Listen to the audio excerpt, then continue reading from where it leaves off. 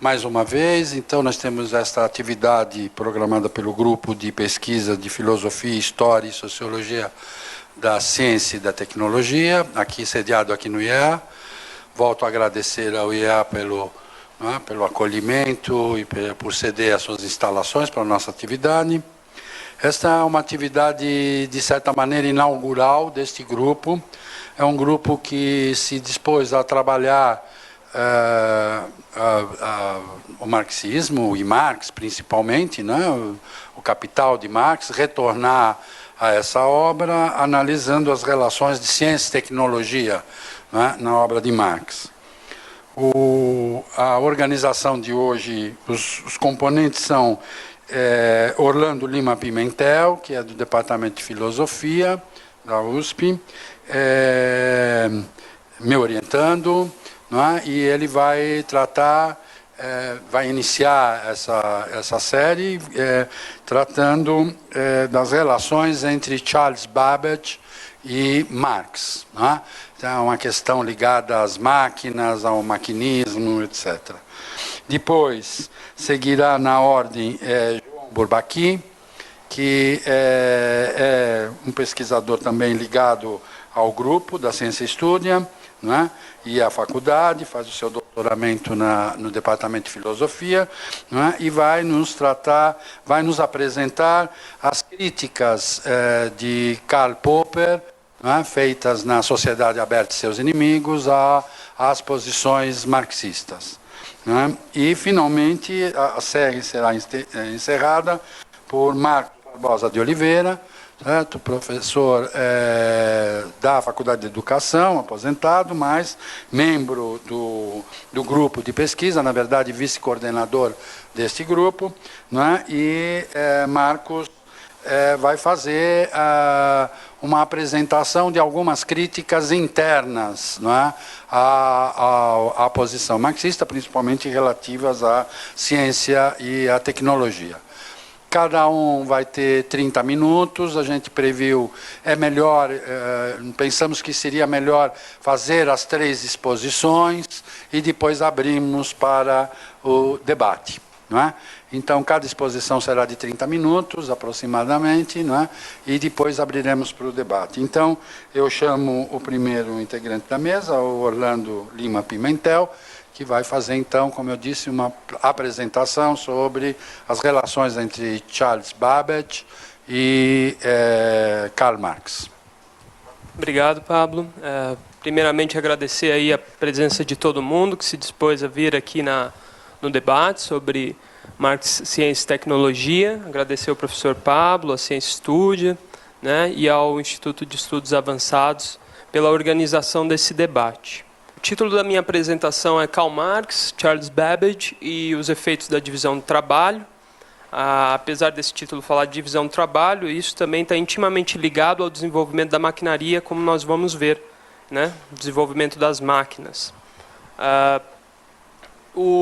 A minha apresentação ela vai estar baseada, principalmente, tem como referência o livro Karl Marx on Technology and Alienation, que é um livro da Amy Wendling, uma professora da Creighton University, e é uma referência muito interessante, cheia de estudos muito detidos com relação à história da pesquisa sobre esse foco específico da tecnologia no marxismo, né? Bom, eu acho que o Karl Marx ele dispensa apresentações, né? Todo mundo já conhece muito bem, é um teórico que é influente até os dias de hoje em movimentos sociais, na academia, tem uma rica fortuna crítica com relação à sua obra e tem muitas traduções para o português, né? No caso, então, eu vou apresentar mais o Charles Babbage para vocês. Charles Babbage ele nasce, então, no final do século XVIII, 1791, e morre em 1871. Portanto, como vocês veem, ele é contemporâneo do Marx, né? Viveu mais ou menos na mesma época, quase o mesmo período. Ele foi matemático de Cambridge, né? E ocupou a cadeira de professor lucasiano. Esse termo lucasiano é apenas porque o nome da cadeira faz referência a quem a criou, que era Henry Lucas, né? E outros ocupantes importantes dessa cadeira foram Isaac Newton, Stephen Hawking, né? E ela continua como uma cadeira de matemática em Cambridge. Charles Babbage ele foi inventor, projetista de ferramentas, dispositivos e máquinas. Ele tem uma extensa obra e manuscritos que ainda nem sequer foram publicados e encontram-se no Museu Britânico de Ciência, né? E ele ganhou fama como o primeiro a conceber a ideia de uma máquina de computação, né? Que seriam os seus dois inventos ali, que não chegaram a ser construídos, mas é a Analytical Engine e a Difference Engine, a máquina analítica e a máquina diferencial. E Alan Turing, num artigo famoso dele de 1950, o Alan Turing, que tem até o filme dele, O Jogo da Imitação, né? Ele reconhece o Charles Babbage como o primeiro a pensar num computador discreto, né? Na ideia de projetar uma máquina de computação discreta. E ele reconhece isso nesse artigo da Computing, Machinery and Intelligence. Bom, então agora nós vamos falar um pouco sobre as dificuldades de se estudar Marx, Ciência e Tecnologia, né? Com relação ao estudo do marxismo, segundo Amy Wendling, a dificuldade maior seria a falta de unidade dos excertos sobre tecnologia e ciência. Você tem um trabalho gradual que começou a ser feito, a retomada nas obras completas do Marx e Engels a partir da década de 90, né? Mas a discussão ela teve barreiras históricas, principalmente por conta do período stalinista e da Guerra Fria. O primeiro organizador das obras completas do Marx, o David Ryazanov, era um revolucionário ucraniano, né? Ele deixou de lado, na verdade, muitos dos excertos sobre tecnologia e ciência, caracterizando eles como rascunhos, como apenas esboços para a constituição de obras maiores. Então, no caso, a constituição, por exemplo, do livro do Capital ou dos Grundrisse. Então, por mais que hajam muitas traduções para o português, né, do Marx, o que a gente percebe é que existe ainda uma barreira linguística, porque muitos desses excertos ainda se encontram em alemão e nem tem tradução para o inglês. Só para dar uma ideia dos temas, nesses excertos, o Marx, principalmente na maturidade, na década de 60, 70, se ocupou em estudar insumos agrícolas, por exemplo, insumos químicos agrícolas, o papel da eletrificação, né, iniciante ali naquele século, as malhas ferroviárias, e tudo isso, né, é um campo de pesquisa ainda aberto. As dificuldades de estudar o Babbage, né, só antes de entrar no nosso tema mesmo, superar essa fama de pai da computação, porque, afinal de contas, é uma fama muito questionável, porque, do ponto de vista prático, as suas máquinas elas não se consolidaram, os projetos eles perderam financiamento ao longo da vida do Babbage, e ele não consolidou, né? Outro desafio seria compreender a articulação entre o pensamento econômico e técnico e científico do Babbage, buscando uma unidade, por conta da fragmentação mesma de sua obra, né? Uma obra muito rica e muito diversa, que vai da economia à tecnociência, matemática e até mesmo teologia, né? Então, seria uma busca de unidade, seria uma barreira. E a última delas seria a barreira linguística. No Brasil não existe nenhuma tradução dos livros do Babbage, né? Então, o acesso às publicações tem de ser feito comprando esses livros por fora, ou se não, acessando o site russo, sei lá. E assim, os interlocutores brasileiros também são raros, né? Quando existem estudos do Babbage, eles são geralmente feitos pela economia. Se estuda o princípio de Babbage, por exemplo, que a gente vai chegar a comentar aqui, mas não se estuda a íntegra do autor como um pensador da tecnologia, né? Então, qual que seria um dos caminhos para começar a estudar Babbage no Brasil? na verdade, eu disse para vocês que os livros não foram traduzidos. As únicas coisas que foram traduzidas do Babbage foram excertos, pequenas partes. E graças justamente ao Karl Marx, que ele citou o Babbage ao longo das suas obras, no Capital, no Miséria da Filosofia, pela primeira vez, nos Grundrisse, né? E então, para a nossa abordagem, seria muito interessante começar o estudo, né, um estudo e criar uma interlocução a respeito do Babbage a partir dos escritos do Marx. Tá? Então, fazer só aqui algumas abreviações. Quando eu estiver falando EMM ali, né, vai ter nos slides, vai ser o livro principal do Babbage que eu tenho em vista, que é sobre a economia da maquinaria e manufaturas, um livro de 1832.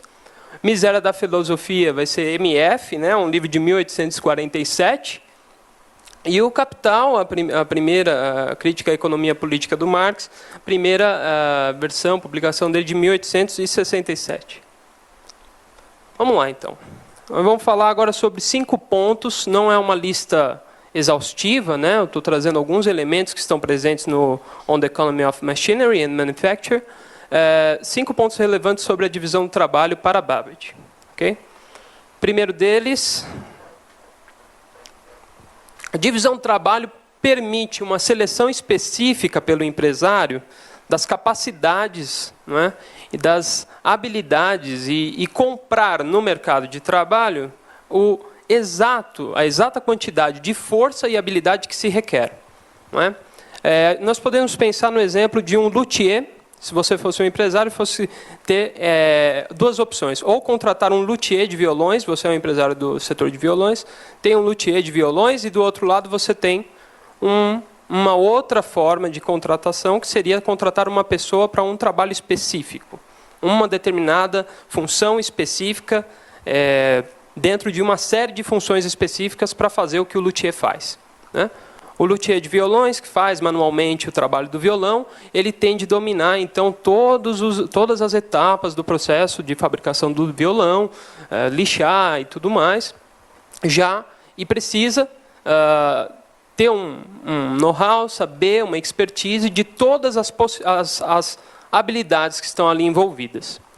Já, se você tem a divisão do trabalho, segundo o Babbage, isso permite que você crie uma certa métrica ou hierarquia das dificuldades dentro dos trabalhos envolvidos no processo produtivo, no nosso caso aqui de um violão. Né? Bom, segundo ponto com relação à divisão do trabalho para o Babbage seria um ponto muito importante que ele coloca como um diferencial entre ele e o Adam Smith, que seria a rapidez no aprendizado e a baixa dos salários. Segundo Babbage, esse é o principal ponto que estimula o emprego da divisão do trabalho nas fábricas do seu tempo. Não é, segundo Babbage, o desejo de aumento de produtividade. Não, é o desejo de barateamento do processo produtivo. Então, a facilidade de se adquirir, né, habilidades para um processo singular passa a ser tão fácil, né, você passar a fazer essa formação, que até mesmo em uma criança de 8 anos, 9 anos, ela passa a ser capaz de aprender com mais facilidade na época do Babbage. Tá? Estamos falando do século XIX. E o que acontece? Qual que é a tendência? Segundo o Babbage, a tendência é de que esse processo mais facilitado, induziria os pais a trazerem suas crianças para o trabalho, né? Já que as crianças aprenderiam muito mais facilmente, por consequência, isso aumentaria o número de pessoas empregadas e os salários tenderiam a abaixar. Economia de tempo.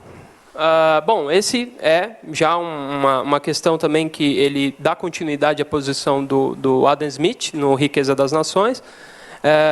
Então, o tempo é sempre perdido, né, na mudança de uma ocupação para outra.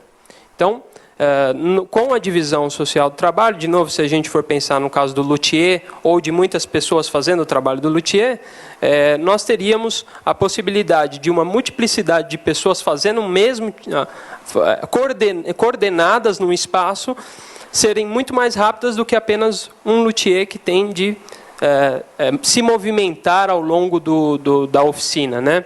Então, o emprego de apenas uma pessoa em múltiplas tarefas exige esse deslocamento, né, pelo espaço, o movimento e a readaptação tanto da mente quanto do corpo, né? E isso, segundo Babbage, tá? Sempre segundo Babbage, o que aconteceria seria uma perda do foco e da regularidade. Portanto, a divisão do trabalho permitiria uma multiplicidade de indivíduos em tarefas diferentes e concomitantes cumprir mais rapidamente o que apenas uma pessoa demoraria muito mais para fazer, né? Então, chegar à excelência através da repetição.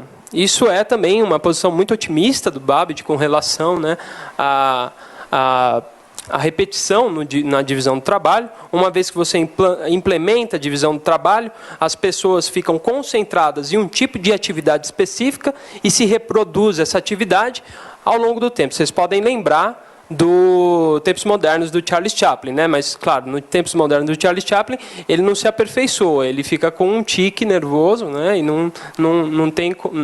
na verdade, ali uma perspectiva pessimista com relação à divisão do trabalho. Aqui, o Babbage ainda tem uma perspectiva otimista. Né? E, finalmente, esse é um ponto que eu acho que tem mais a ver, para vocês entenderem em que sentido a divisão do trabalho tem a ver com tecnologia e máquina, né? E ferramentas, é que a divisão pormenorizada do trabalho nas fábricas cria um ambiente propício à invenção de ferramentas e máquinas. Alguns comentadores sugerem que a primeira revolução industrial, por exemplo, ela contou com a contribuição de muitos operários, né? Criando determinados dispositivos para as máquinas e desenvolvendo as forças produtivas dessa maneira. Então, a divisão do trabalho, ela sugere essa invenção de ferramentas e maquinarias, né, para executar os processos. Então, quando cada processo ele é feito, né, a partir de uma pessoa só se ocupando dele, a atenção toda da pessoa se volta para esse processo. E então é muito mais provável que a pessoa consiga, segundo o Babbage, de novo, não sou eu que estou falando isso, o Babbage acredita que isso permitiria que novas invenções fossem mais facilmente colocadas aí no mercado, né? Então, tal melhoramento das ferramentas é geralmente o primeiro passo em direção à invenção de máquinas. Então, isso está bem, se vocês forem lembrar, talvez no Capital, você tem uma discussão, nós vamos fazer isso mais para frente aqui, mas só para tentar entender um pouco da conexão aqui. O Marx, ele leu On the Economy of Machinery. Ele leu a primeira vez em 1845 no exílio na Bélgica. E ele leu completamente isso e tem notas sobre isso, por exemplo, nos Grundes, né?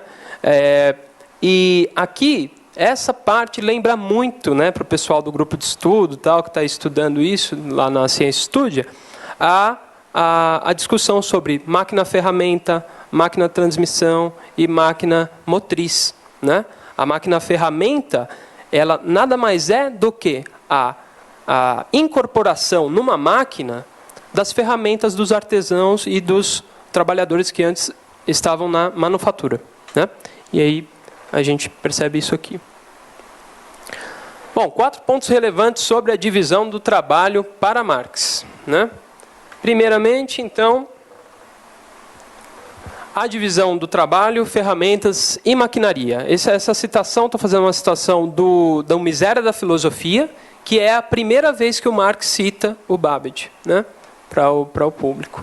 Nesse Miséria da Filosofia, só para relembrar aqui, né, é uma discussão em resposta à filosofia da miséria do Proudhon, né, e o Marx aqui, nesse trecho, está criticando um certo otimismo do Proudhon com relação ao que seria a máquina, né?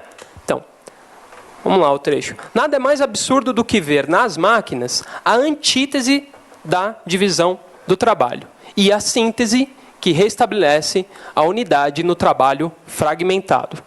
A máquina é uma reunião de instrumentos de trabalho e nunca uma combinação de trabalhos para o próprio operário, né? Vamos para o próprio operário. E aqui é a citação que o Marx faz do Babbage, on the Economy of Machinery and Manufacture. Quando, pela divisão do trabalho, cada operação particular é reduzida ao emprego de um instrumento simples, a reunião de todos os instrumentos, acionados por um motor, constitui uma máquina. Então, vocês veem como é central. Essa citação não é apenas uma citação de referência, é uma incorporação da definição de máquina do Babbage, feita pelo Marx. Isso está presente nesse capítulo 28 do Economy of Machinery and Manufacture. Segundo ponto, com relação ao Marx, aí, da divisão do trabalho. Diminuição da porosidade do trabalho, né? Vamos lá entender o que é essa porosidade. Um artesão que executa sucessivamente os diversos processos parciais da produção de um artigo é obrigado a mudar hora de lugar, hora de instrumento, né? Como a gente viu também no Babbage. A passagem de uma operação para outra interrompe o fluxo de seu trabalho, formando, em certa medida, poros em sua jornada de trabalho. Tais poros se fecham assim que ele passa a executar continuamente uma única e mesma operação o dia inteiro, ou desaparecem à medida que diminuem as mudanças de sua operação. A continuidade de um trabalho uniforme aniquila, veja só o termo, a força tensional impulsiva dos espíritos, que encontram na mudança de atividade seu descanso e estímulo. Então, existe um certo elogio que a gente pode perceber aqui, isso está presente no Capital, na página 415, né, do Capital.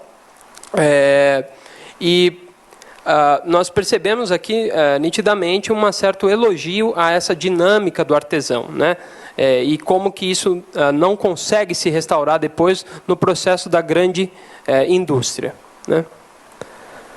3, aí, em certa conformidade com Babbage, mas também mostrando um certo lado um pouco mais pessimista com relação à divisão do trabalho e da maquinaria. Rapidez formativa de novos trabalhadores e mais trabalho.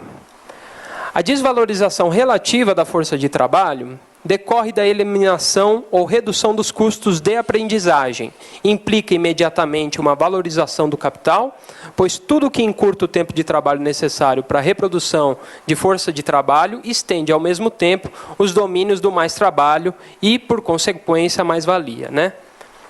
Isso no Capital também. Em outra passagem, mais forte ainda, onde a máquina se apodera pouco a pouco de um setor da produção, se produz uma miséria crônica nas camadas operárias que concorrem contra ela, né? Concorrem contra a máquina. Bom, quarto e último ponto aqui do Marx seria fragmentação do trabalho e o capitalista como unidade representante, unidade restante e representante da vontade social. Esse é um ponto muito controverso, né? Depois, talvez, em outras apresentações vai ser discutido isso também, mas significa o seguinte: dada a fragmentação da divisão do trabalho, apenas a capacidade gestora do capitalista é vista como aquela que vai trazer uma unidade com relação ao processo produtivo e social, né? E tem esse trecho aqui. O capitalista representa, diante dos trabalhadores individuais, a unidade e a vontade do corpo social de trabalho. O processo de cisão entre o trabalho do trabalhador, né, e potência intelectual ativa dos trabalhadores se desenvolve na manufatura, que mutila o trabalhador, fazendo dele um trabalhador parcial, e se consuma na grande indústria, que separa do trabalho a ciência como potência autônoma de produção e a obriga a servir ao capital, né? Isso é uma passagem também do Capital, página 435.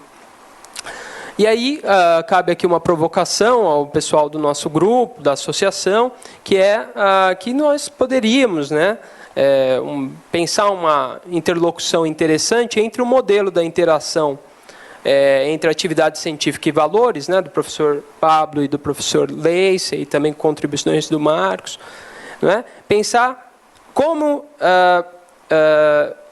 interagir, colocar para interagir em interlocução esse modelo, a crítica à tecnociência comercialmente orientada e a possibilidade de uma ciência como potência autônoma unida às demandas sociais dos trabalhadores, numa sociedade futura, numa sociedade não capitalista.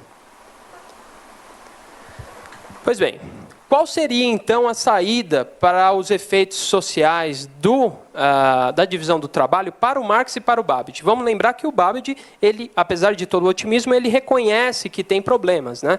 Principalmente o problema da baixa dos salários. Para o Marx, a saída é transformação sistêmica revolucionária, tomada dos meios de produção, reorganização do processo produtivo, pela soma das forças e das necessidades sociais. O futuro de como seria a sociedade comunista é difícil de estudar no marxismo, né? Mas existem excertos que chegam a falar sobre o papel da maquinaria no futuro, né? O Babbage, já no final do seu On the Economy of Machinery e Manufacture, ele chega a também dar uma saída para esse problema. A saída do Babbage seria a reforma do sistema de remuneração dos operários, participação dos operários nos lucros das empresas, estímulo à criação de patentes para que os operários começassem a produzir patentes e então fossem promovidos nesse sistema. E, no final das contas, o Babbage ele advoga por uma conciliação e parceria entre trabalhadores e capitalistas. Aqui há uma complicação, né? Porque vamos pensar na divisão do trabalho para o Babbage.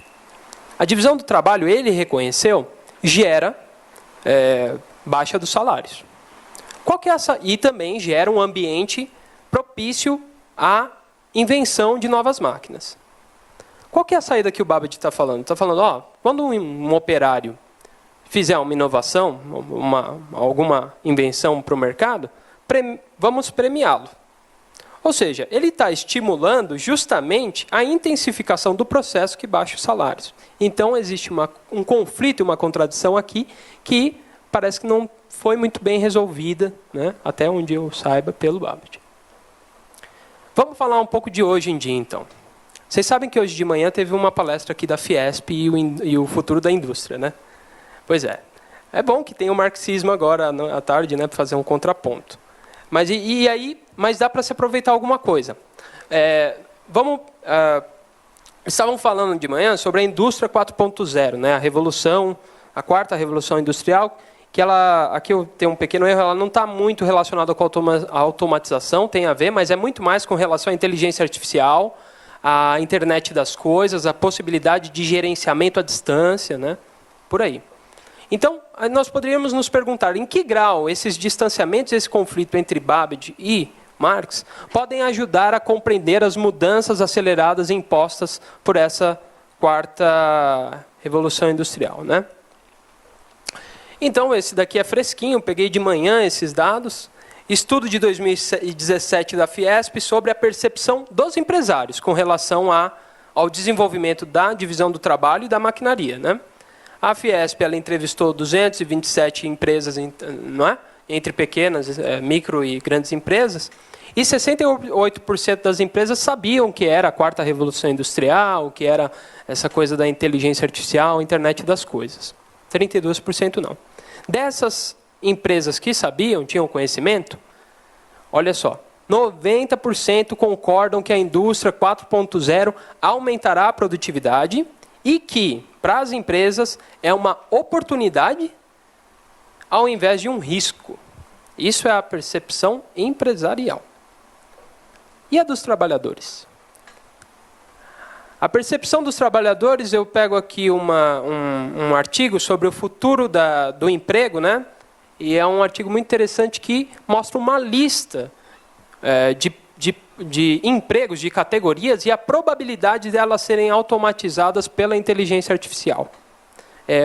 Esse artigo, né, The Future of Employment, How Susceptible Are Jobs to Computerization.